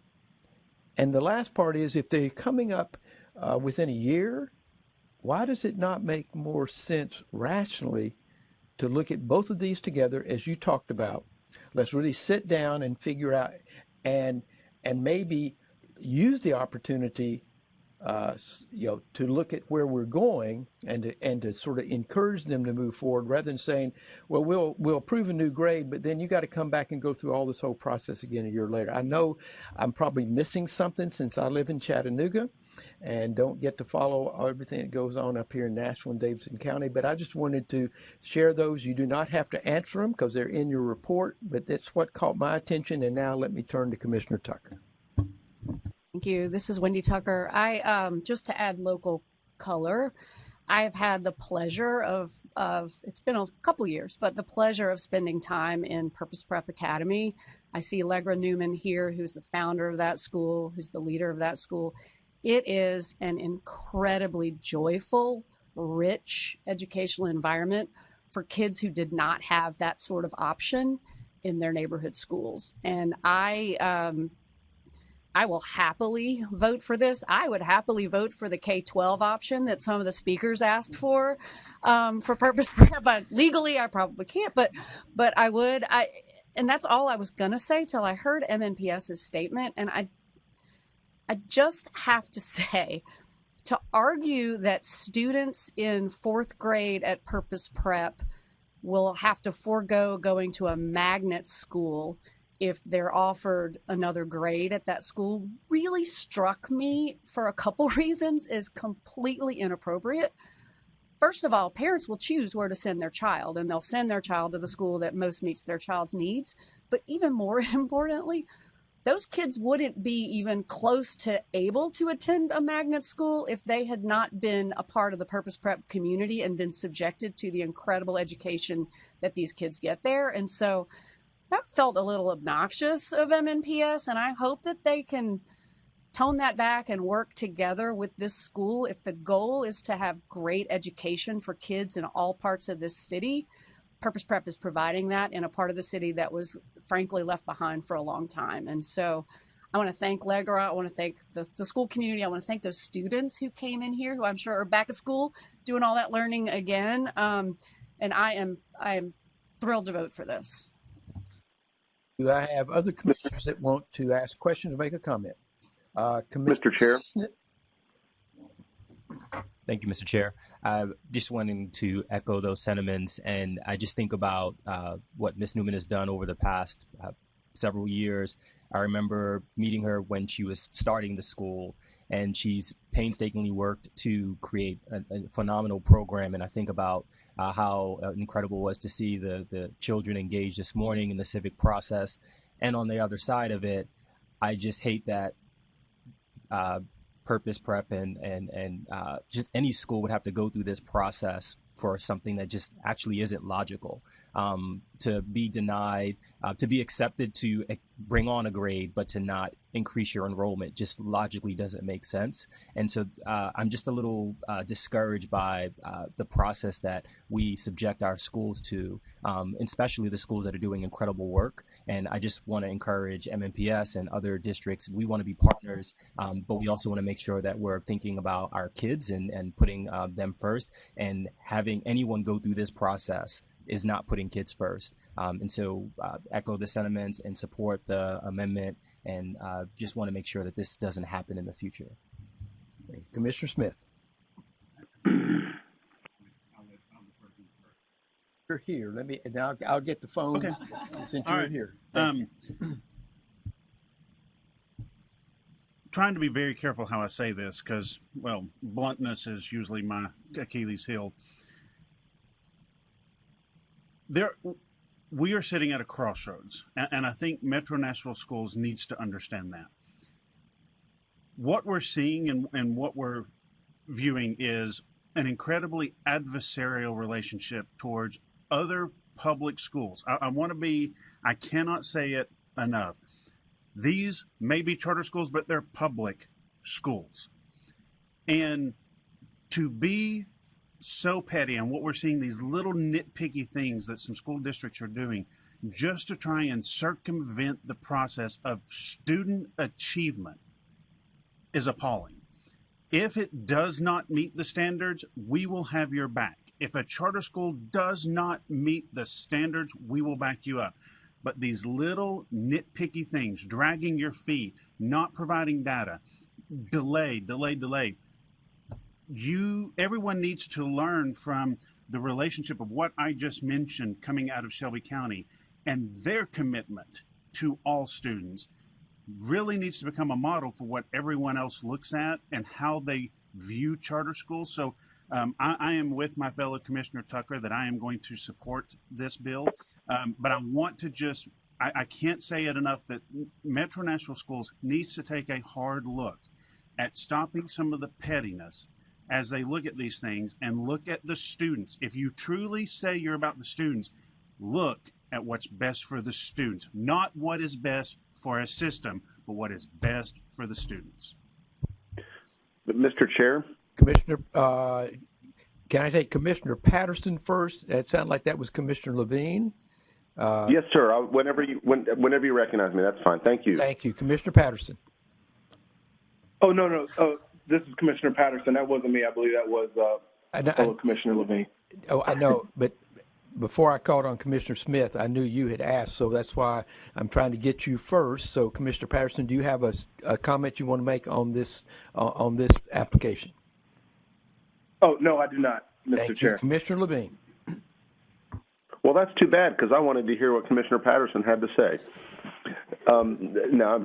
Listen, I think stepping back a little bit after hearing the comments and, now having a few of these under our belt, there is a pattern where we get opposition from a particular school district that says, the alternative public school is bad, but then there's no real data to support the assertion. And what's clear is that a record's being established, or a pattern is being established, that's not working. That model doesn't work. If a school district truly believes there's a problem with a charter or an alternative public school, then what I personally would be willing to respond to and listen to is if you provide findings of fact about the applicant that are backed with data that's verifiable, so that we can draw conclusions from that data. Broad letters, broad opposition that is not supported by facts, it leads me to believe that the opposition is more just automatic and not necessarily tailored to the actual applicant.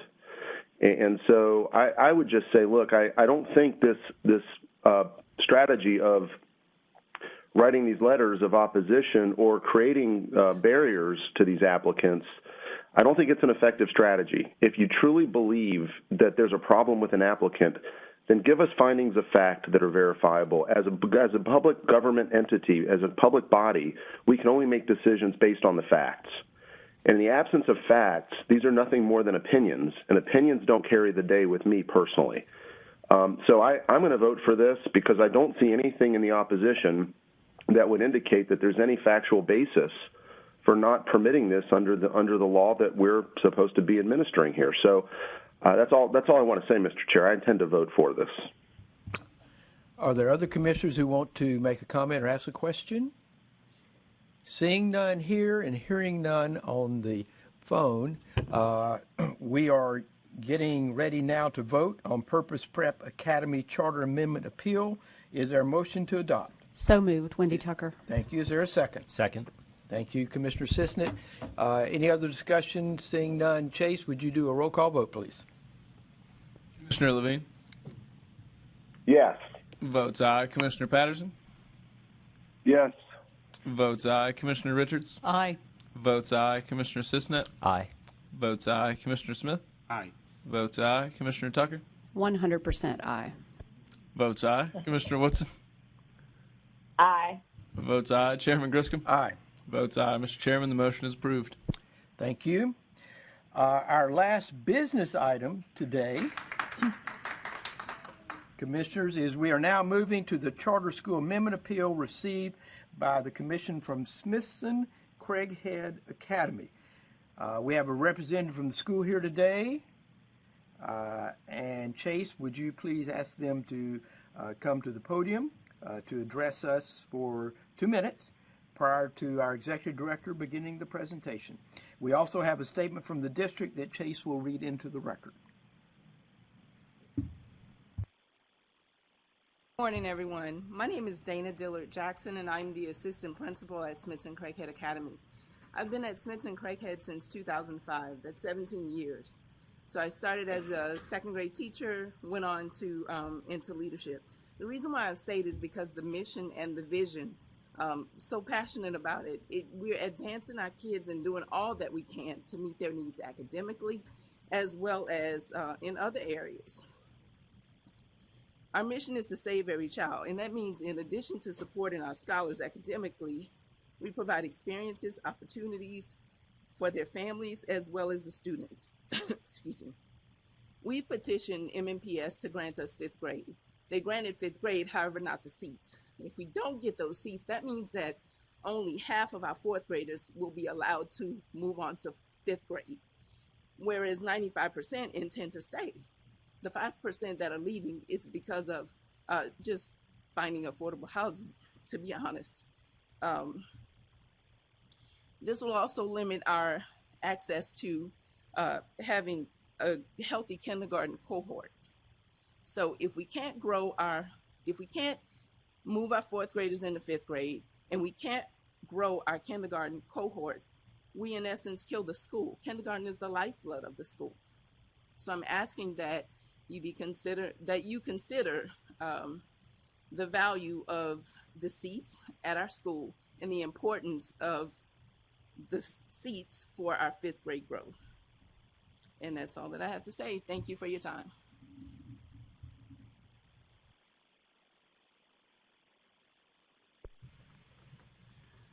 Dear members of the Commission, we respectfully request that you do not adopt the Executive Director's report. Instead, the Commission should uphold MNPS's decision to deny SCA's request for additional enrollment because it is contrary to the best interests of students, the LEA, and the community.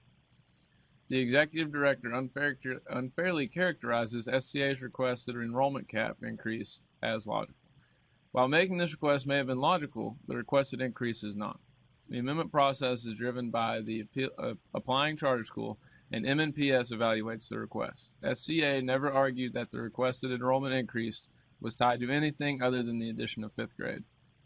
But now, SCA comes to the Public Charter Commission with a different justification.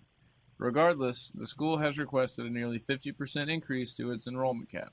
Such a large increase will necessarily have an effect on SCA students, likely increasing student competition for attention and resources. SCA has made no demonstration of how it plans to continue to provide the same level of care to students they serve. Additionally, the Executive Director's analysis fails to recognize the harm that SCA students will suffer if they are not encouraged to look for 5th grade seating outside of SCA. First, as MNPS has noted in its 3-pager and closing statement, many of SCA's students enroll in the alternative schools for 5th grade to ensure middle and high school seating. Many of those schools are not changing their grade levels, that is, they are not eliminating 5th grade. Therefore, students that stay in the 5th grade at SCA will face increased competition for limited seating at schools for what is essentially surplus 6th grade seating. Based on the foregoing, MNPS asks that the Commission reject the Executive Director's recommendation and uphold MNPS Board's decision. So I'm just going to let me call on our Executive Director, Tess Stovall. Thank you, Tess Stovall. Before I dive into this recommendation, because this may be the last time you have to hear from me this morning, I did want to just take the opportunity that although I am certainly presenting my recommendations to you all today, that this is a team effort. It is a staff-driven work. Could not be here today without the great work of the entire team. I know the last couple of months have been incredibly intense for a new team that, as we were talking last night, have done most of the hiring via Zoom. But I just want to make sure that you all know that couldn't do it without the great team that we have, and just appreciate all of their hard work. So moving into this appeal, similarly to the previous appeal, under Tennessee Code Annotated 4913-110 and Commission Rule, a charter school whose petition to amend their charter agreement that's denied by their authorizer may appeal to the Charter Commission. So in this appeal, Smitson Crackhead's governing board appealed the denial of an amendment petition by Metro Nashville Public Schools to the Commission. To come to our recommendation today, staff conducted a review of the documentation in the notice of appeal and the district's decision to deny the amendment application, collected additional information from both parties, and held a public hearing. It is the charge of the Commission in evaluating an amendment appeal to determine if the approval of the amendment petition is in the best interest of the students, the LEA, and the community. In this appeal, as we discussed in the previous one, the process was set into motion when Metro Nashville Board of Education decided to begin moving 5th grade from middle schools to elementary schools across the district. Therefore, charter schools who originally applied for and were approved to serve in the elementary grade span needed to ask for an amendment from the district to serve 5th grade. Smitson Crackhead submitted an amendment petition to both add 5th grade and to increase their enrollment maximum from 250 students to 360 students. The crux of the district's argument in this case is that the school isn't at its current enrollment maximum, that it could add 5th grade without increasing the enrollment cap, and there is not a demonstrated need for 110 additional seats. Currently, the school sits at an enrollment of approximately 235 students. With the current enrollment maximum plus the grace enrollment allowed under the charter agreement, this school could enroll 28 additional students with the addition of a new grade. In order for the school to both add fifth grade and enroll a kindergarten class of greater than 30 students, the school needs an increase in their enrollment maximum. Although, based on the school's current projections, the school wouldn't hit the proposed enrollment cap of 360 until 2026, I acknowledge that the school is in need of an adjustment of its enrollment maximum going into the next school year. The district and the school provided data that school's enrollment has been increasing over the last several years, particularly in its younger grades. And as the school matriculates its students into higher grades, it will need an additional enrollment capacity.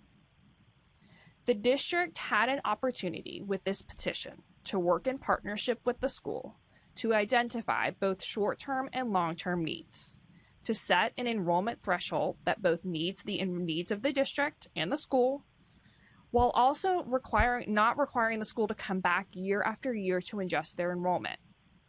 I do think it's important to note there is nothing in the Commission's rule around an amendment process that would prevent a district from accepting an application and negotiating and working with the school for an enrollment change that best meets both parties' needs.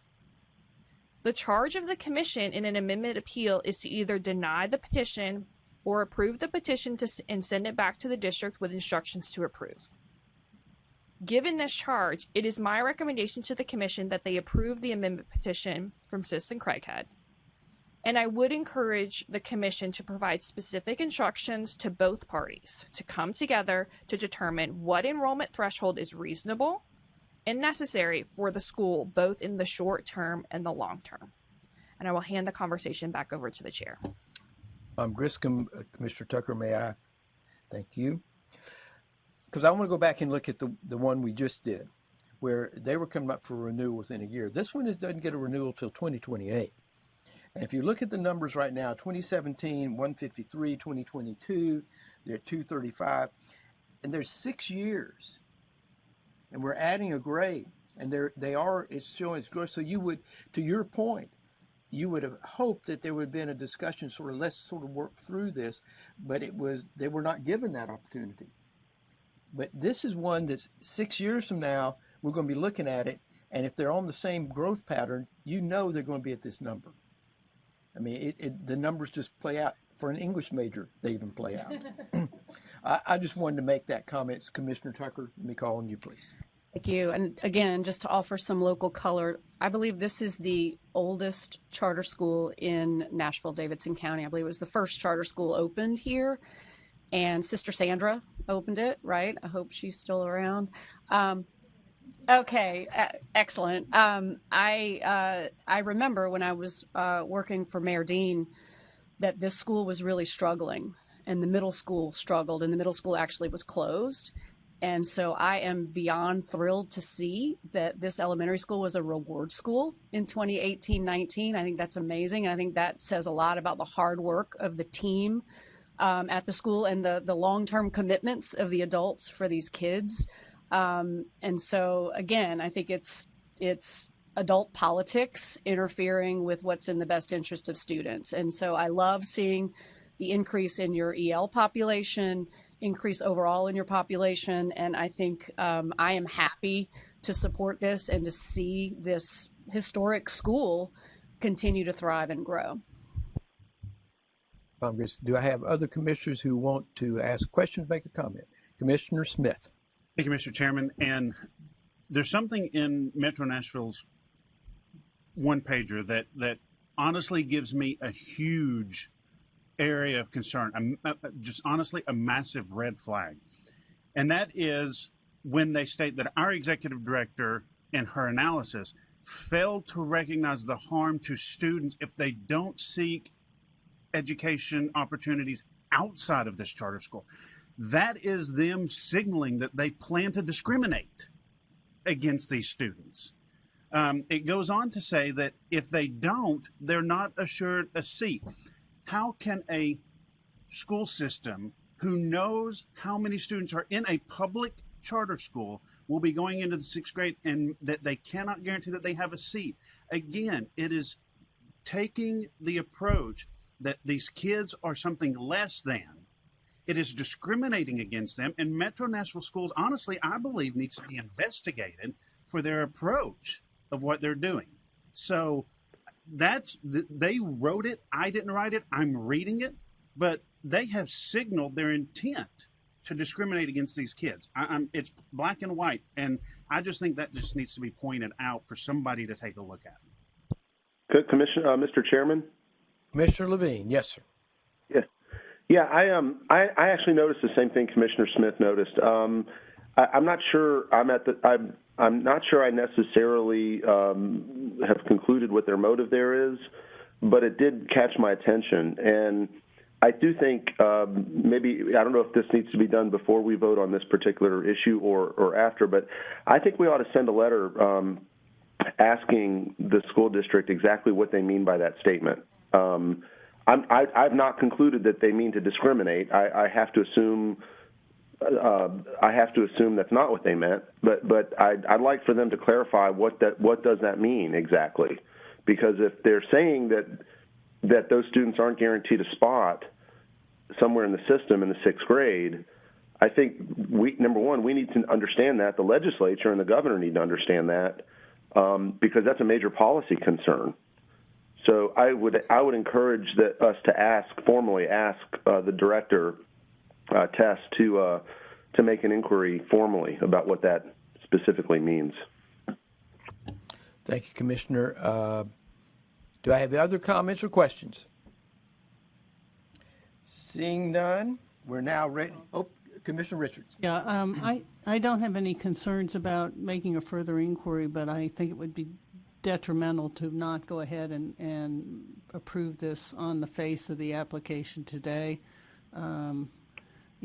Obviously they need the increase in seats to succeed going forward in the next academic year, and we are right on top of the time frame where that is going to be most critical for them to recruit the students that they want to recruit into fifth grade and kindergarten. So I would recommend that we proceed. Mr. Chairman? Just one second. Yes, Commissioner Levine. Yeah, just to clarify, I was not suggesting we not move forward. I agree with what the commissioner just said. That wasn't my intent. That's why I asked if we should take action on the letter separately with respect to the inquiry. But I intend to vote for this.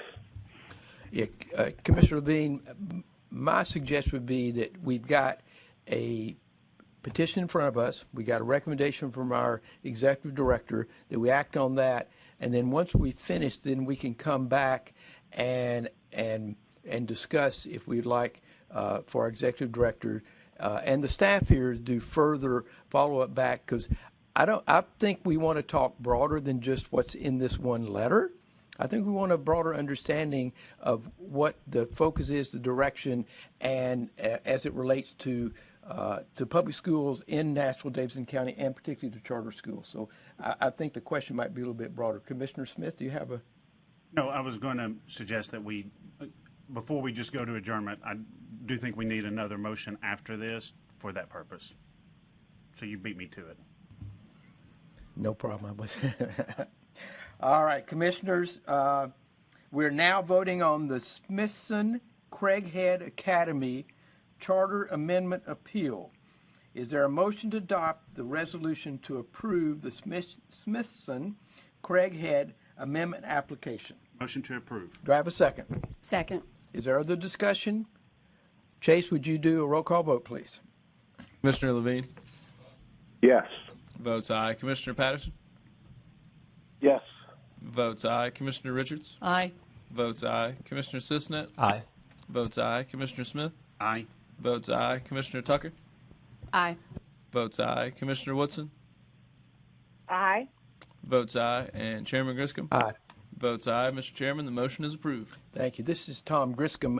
Rather than having a motion, if commissioners agree, I would like to ask our executive director and our charter commission staff to take the discussion we've had, the information that has been brought up today as related to this appeal, and to make it broader so that we get a better understanding, and it isn't just focused on this one school, but hopefully it gives a little more information back to us and an indication of our overall interest in this charter school sector here in Metro Nashville-Davidson County. That's what I would suggest that we do, that we ask our executive director and staff to do that. Commissioner Smith. I would add to that that our staff give a firm deadline before our next commission meeting for a response, just so that there's no chance of dragging feet and delaying getting it back to us. So I'm fine with that approach. I want to make sure that we very clearly communicate the deadline of when we're expecting a response back. I think that's yeah, Commissioner Levine, yes. Yeah, I'm so sorry to talk over you. I'm not doing that on purpose, although, I'm pretty good at it. I don't disagree with what you're saying, although just to be clear, I'm responding to that very particular sentence, and very specifically want to know what they mean when they, and it was in this particular letter. So if their policy, I'd like to know what their policy is behind that statement, because that specifically is what caught my attention. I realize there's broader issues with respect to how some of the school systems might view charter schools, and I understand that. But in this particular instance, a very specific statement was made. From what policy that statement comes from, I think we need to have clarity on that. This is Commissioner Grisk. I don't disagree at all. I think that is a root of what our exec director and staff would do, but I also think it's kind of an opportunity for us to stretch it out a little bit broader, because we've seen other issues that have come out in charter schools, particularly in this area. So yes, the specific point that was here, but I would like for us, if we're going to do it, to open it up and have a little bit more understanding, because we probably will hear other things. Commissioner Tucker. Yeah, I don't want to drag this out, but I would just say I certainly think we have the authority to ask what that sentence meant. I'm not sure, and our lawyer may be able to answer how much broader authority we have to demand by deadlines and everything else from MNPS, or if that's more of a Department of Education conversation. I don't know if we have that capacity. This is Ashley Thomas. I would agree with that, Commissioner Tucker. I think in regards to this particular response for this appeal, I think we definitely have the authority to seek out some answers and the policy behind that statement. I would agree with you as well, as this may be something that we need to collaborate with the Department of Education on as far as the broader conversation.